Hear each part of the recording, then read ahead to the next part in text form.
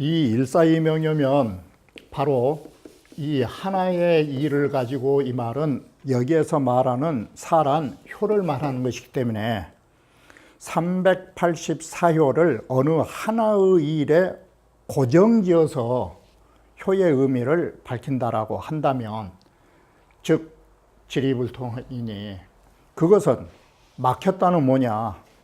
384라는 수요에 막혀 있는 것입니다. 더 이상 융통성이 없는 것입니다. 그러면 인간사가 384의 4가지만 있는 것이냐? 그 나머지 일에 융통성을 부릴 수가 없는 것입니다. 그렇기 때문에 이거 역시도 변역을 위하고 변통할 수 있는 주역의 본질이 아닌 것입니다. 그래서 괴라고 하는 것과 효라고 하는 것을 어느 시간과 어느 사건에 고정지어 볼 수는 없다라고 하는 것입니다. 그리고 지소위 괴효탄상지의요, 이른바 괴효탄상에 담겨 있는 이치를 알았다 손치더라도, 자, 알기는 알아서 그래 안목을 가졌다 할지라도 이 불지유 괴효탄상지용이면 괴효탄상의 작용을, 우리가 이걸 쓰는 것을, 용도를 할 줄 모른다면 이 소리예요. 안목은 있지만 실제로 이것을 손발로 일에 조처하지 못한다면, 즉 보기는 봤지만 이것을 현실에 적용하지 못한다면 역비역려라, 이것도 주역이 아니라고 말한 것입니다. 자, 이와 같이 우리는 주역의 이치를 아는 것도 귀중하지만 그것을 현실에 또한 적용할 수 있는 그 응용력을 가졌을 때 비로소 주역이라고 할 수 있다는 것입니다. 이렇게 보면 괴라는 시간이 원만하게 융통성을 가져야 되는 것이고, 일이라는 것 역시도, 그리고 괴효탄상의 의의를 적절하게 응용할 줄 알았을 때 비로소 주역이라 한다라는 것입니다. 바로 이와 같이 주역을 우리가 제대로 안다라고 한다면 이 3가지의 조건을 갖춰야 된다라고 말한 것입니다. 자, 성인의 역도라고 하는 것은 뭐냐? 이것은 한마디로 결론부터 말하면 성인의 주역의 도는 다른 게 아닌 것입니다. 천인 일체 사상인 것입니다. 하늘과 사람이 일체가 되는 경지를 성인의 역도라 하는 것입니다. 그래서 고로 득지여 청신지운과 심술지동하야, 그러므로 갈지자 지칭사 주역이라고 하는 그 진리를 우리의 정신의 운용과 그리고 우리의 심술의 지각의 운동에 터득하여 가지고, 다시 말하면 주역이라고 하는 이치를 우리의 마음속과 우리의 정신 속에서 터득해서 다음 글이 어떻게 가느냐, 바로 여천지로 합기덕하고 천지로 더불어 그 덕이 합한다라고 하는 것이, 천지는 다른 것이 아니에요. 하늘은 덮어주고 땅은 실어주면서 여기에서 뭐가 나오느냐? 호생지다. 모든 물건을 낳아주는다. 바로 성인이 천지와 같이 모든 이 생물지심, 만물을 낳아주는 마음을 성인이 함께 가지는 것이 천지로 더불어 그 덕을 합한다 소리가, 여기에 합자가 합일이란 뜻이에요. 그 덕이 하나가 되고 이 소리예요. 여일월로 합기명하시고, 바로 밝은 태양과 밝은 달처럼 그 밝음을 함께 하시고라고 해서 바로 성인의 지혜는 어디까지 가야 되느냐. 모든 만물을 비춰줄 수 있는 태양처럼 또는 달처럼 그런 밝은 안목을 가지셨다라고 하는 것이에요. 여사시로 합기사하시고 사계절로 더불어 그 차례가 합한다라는 것은 마치 추나추동이 유행하는 것처럼 운행하는 것처럼 모든 일처리가 그러한 질서를 지킨다 이 소리예요. 성인의 하신 일이.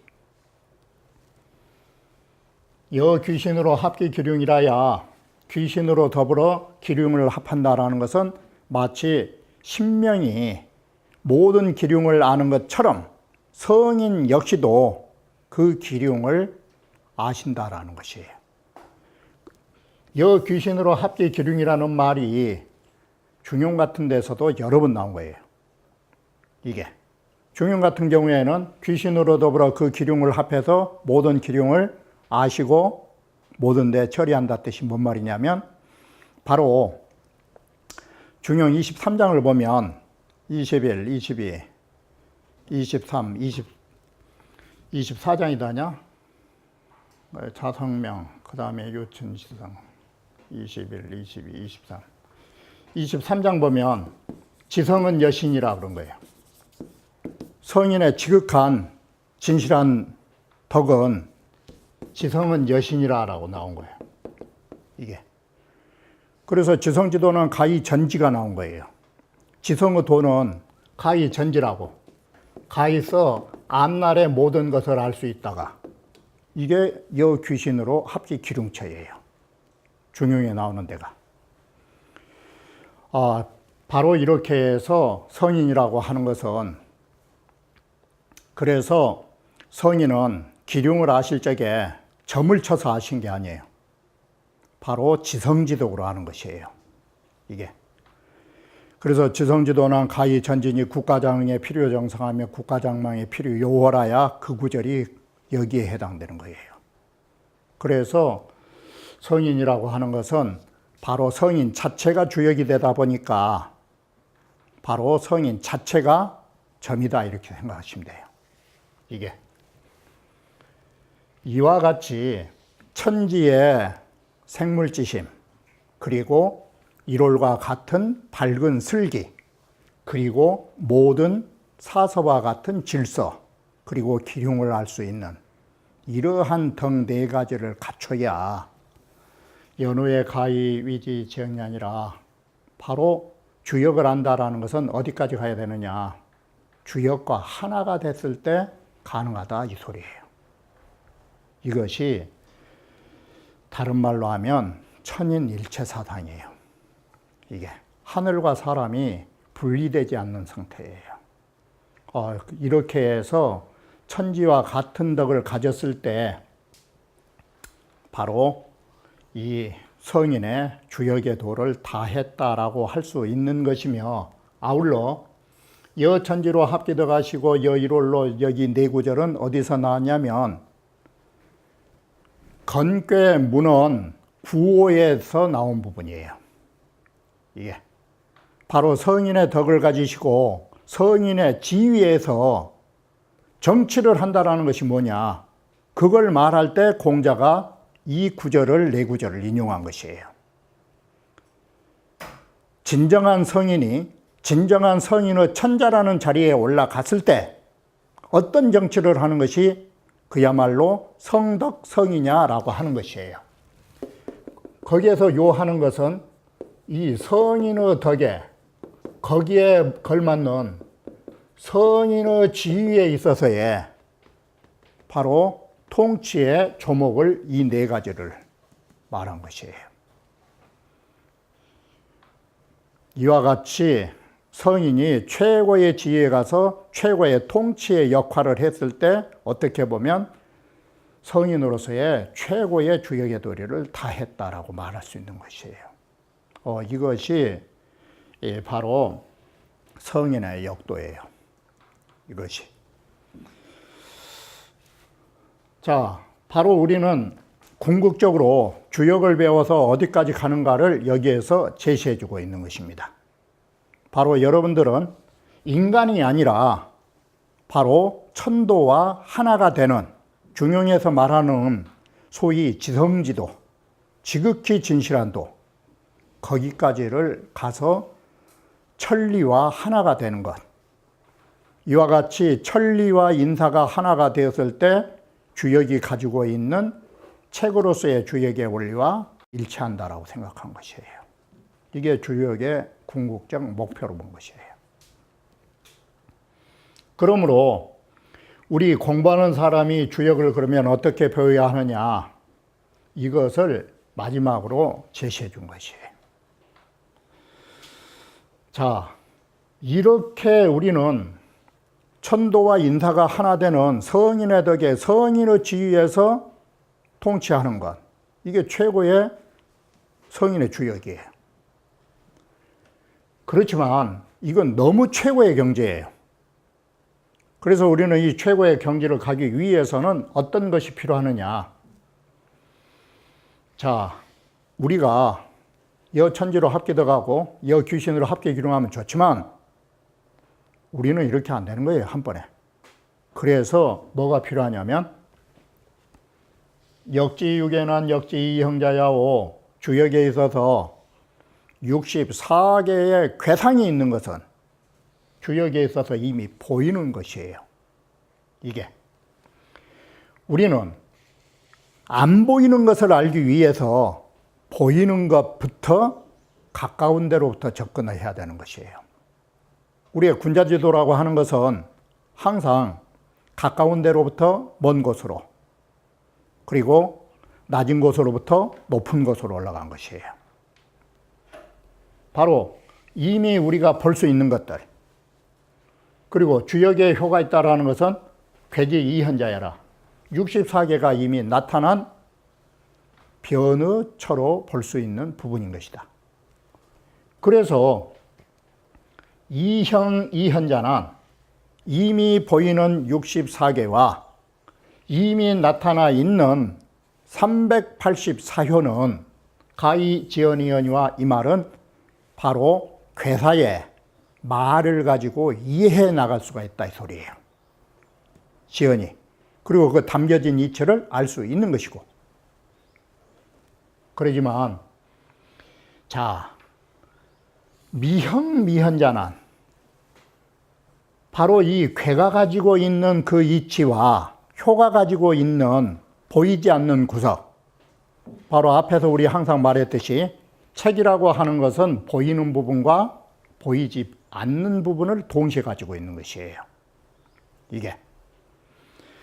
그래서 우리는 보이고 나타나고 나타난 부분을 통해서 보이지 않는 부분을 탐색해 가는 것이에요. 그래서 미형과 형체가 없는 부분과 나타나지 않은 부분은 불가이 명군이라는 말은 뭔 뜻이에요? 이 명자는 밑에 글자 자자를 붙여보면 되는 거예요. 명자로, 문자로 추구할 수 있는 부분이 아니에요. 그러면 문자로 구할 수 없는 것이라면 어떻게 해야 돼요? 앞글에서 정신지훈과 심술지훈에서 여러분 스스로가 터득해야 되는 거예요. 이것은 바로 우리가 이해할 수 없는 부분, 이것은 여러분이 스스로가 자득한 데 의미가 있는 거예요. 그래서 이 주역 본의를 쓴 의도 바로 이미 나타난 괴와 이미 모두 다 뚜렷이 보이는 효의 의미를 문자로 써놨기 때문에 이걸 통해서 그치지 말고 보이지 않는 그 이면의 이치를 여러분 스스로가 터득해야 된다라는 것이에요. 그래서 이것은 문자로 추구할 수 없다, 이 소리예요. 이것은 글로 아는 것이 아니고 바로 뭘로 알아야 되느냐? 여러분 스스로가 자득해라, 이것이에요. 이게 마치 그 여러분이 맹자주에서도 보셨고 장자에서도 나오듯이 윤편이라고 하는 사람이 바로 제선왕의 신하로 바퀴를 만든 사람이 제선왕이 글을 읽고 있으니까 고인의 조백이라고 그랬잖아요. 조백. 그러면 어떤 것이 진수냐? 그건 마음으로 스스로 대하는 것이에요. 바로 그 바퀴를 만든 장인이 말했듯이 바퀴가 헐지도 않고 그렇다고 또 뻑뻑하지도 않고 그런 것은 누구만이 가능하느냐? 자기 스스로 터득해야 한다라는 거예요. 그래서 내 아들에게도 그건 가르쳐 줄 수가 없는 거예요. 몇 자 며치로 수레바퀴는 만들 때 거기에 헐겁지도 않고 뻑뻑하지도 않게 하는 거. 그것은 만든 사람 스스로가 터득해야 되는 거예요. 이게. 그래서 우리는 수레의 바퀴를 만들 때 그건 잣대에 몇 자 며치로 만들어진 게 아니에요. 몇 자 며칠을 통해서 스스로가 그걸 조절해야 되는 거예요. 이게 심득지묘예요. 이게. 그러면 소위 역자는 과허제야. 그렇다면 주역이라고 하는 것은 과연 어떤 존재라 할 수 있을까? 바로 어떤 존재일까는 의문으로 존재하는 것이고 여러분이 해결하라 이 소리예요. 이게. 이건 내가 말해줄 수 있는 물건이 아니다 이 소리예요. 여러분 스스로가 문자로 추구하지 마시고 마음으로 터득해서 정말 주역의 원리가 무엇인가를 여러분 스스로 깨달아라 라는 것이에요. 이게 학자의 몫이에요. 그래서 정이천의 역전서에서도 그래했고 여기 본의서에도 그랬듯이 전을 쓰고 본의를 쓰는 것은 한계가 있는 거예요. 한계가. 바로 역전서에서는 70%를 전수했다라고 말한 것이에요. 나머지 30%는 여러분의 몫이라고 말한 것이에요. 여기 역시도 마찬가지예요. 여러분의 몫은 문자로 구할 수 없는 부분을 여러분 스스로가 깨달아야 된다는 것이에요. 이것은 전과 본의를 쓴 사람의 책임이 아니에요. 이게 바로 70%의 손가락을 가르쳐 줬으니까 나머지 30%를 동원해서 하늘에 있는 달을 봐라 이 소리예요. 자, 학자 소당계하라. 이것은 주역을 읽은 사람들이라면 당연히 알고 해야 덤벼들어야 된다. 바로 우리가 이 책을 보면서 어디까지 이해를 할 것이고 나머지 부분은 우리가 어떻게 공부해 나갈 것인가. 이것은 여러분 자신에 관한 문제다. 이건 내가 글 써줄 문제가 아닌 것이다. 이렇게 해서 마지막에서는 주역을 읽은 사람에게 가야 할 지표와 권면과 책렬을 하고 있는 것이에요. 앞에서도 말씀드렸듯이 서두에서 말씀드렸듯이 번양동 씨도 말하기를 안역서급 상하편의는 주역 총목을 보면 지금 보았던 이 역서와 바로 역서 뒤에 주역 총목에 보시면 상하편의가 있어요. 주역 상하경의 괴의 의미를 해석해 놓은 것이 상하편이에요. 그런데 유독 총목에서 역서와 상하편의가 저자불명이에요. 저자가 없어요. 이 비중이 큰 부분이 이 상하편이라는 것이 상경은 어때서 이러한 의미로 바로 30개가 정리되고 34개가 하경에서 정리되는가를 나열하는 것이 상하편이에요. 전반적인 것을 해석한 게. 근데 이게 저자가 없어요. 이게. 그래서 혹이 부제 이천 문집으로 위이나 혹자는 이천 선생의 문집에 이 역서가 실려 있질 않아요. 그리고 아울러서 상하 편의까지도 번양동 씨는 이천의 글로 본 거예요. 이게. 그런데 이천 문집에가 없어요. 이천 문집에 실리지 않은 것으로서 의심을 한다라는 것은 이건 이천의 글이 아니라고 그런 의문점을 가지고 글을 보는 거예요. 그러나 세속상전의 이고요 완기사이면 그러나 세속에서 서로 전례하는 말이 이미 오래라는 것은 바로 이것은 오래전부터 이천 선생 글이라고 전례되어 왔다라는 거예요. 쉽게 말하면 소문이 오래됐다 이 소리예요. 이 1차적으로. 이천 선생의 글로 보는 이유가 뭐냐? 첫 번째가 상전이구다. 세속에서 전래한 말. 이천 선생 글이라고 전래한 말이 이미 오래됐다. 두 번째 이유가 뭐냐? 완기사의면 바로 역서와 상하편의의 그 문장과 그 의의를 잘 음미해보면 비대정부자면 이것은 대정부자라 해서 대자는 더 존칭사를 써가지고 위대하신 정부자가 아니시라면 역불능급차여라. 또 한 능이 이러한 경지에 도저히 미칠 수 없는 고차원의 글인 것을 봐서 이것은 정이천의 글로 평가해야 된다. 다른 근거가 없어요. 이게. 그러니 독자상언이었다. 이 책을 읽는 사람은 자세히 이 점을 가지고 이천을 가지고 봐야 된다라고 했던 것입니다. 그런데 이 이천으로 봤던 부분들이 청나라 때에 오면서도 이천글로 봤어요. 사실은. 강희제도 이천글로 봤어요.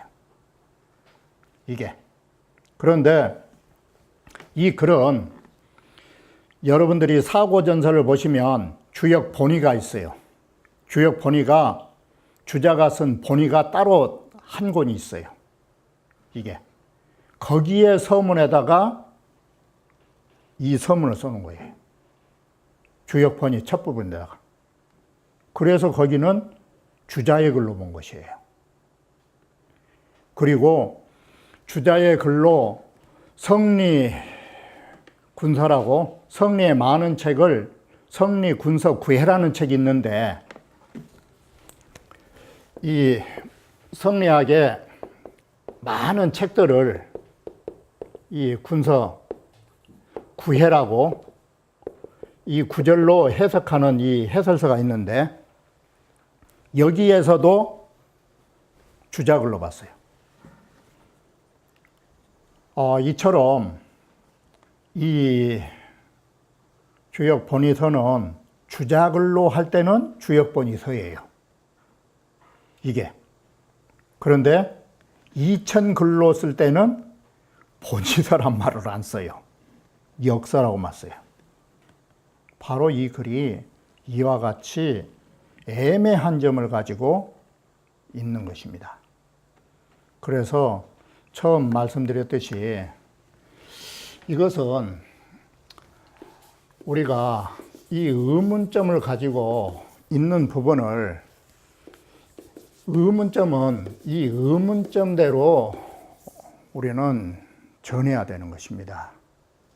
그리고 이신전신으로 우리는 확신이 가는 부분이 있다면 이건 확신이 가는 부분으로 이신전신을 해야 되는 것입니다. 그런데 이 부분은 확신이 없는 것입니다.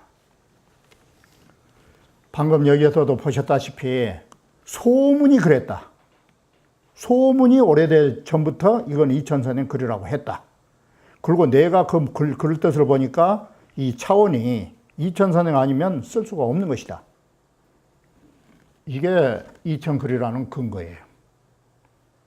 어디에 누가 어디에 실렸다도 없어요.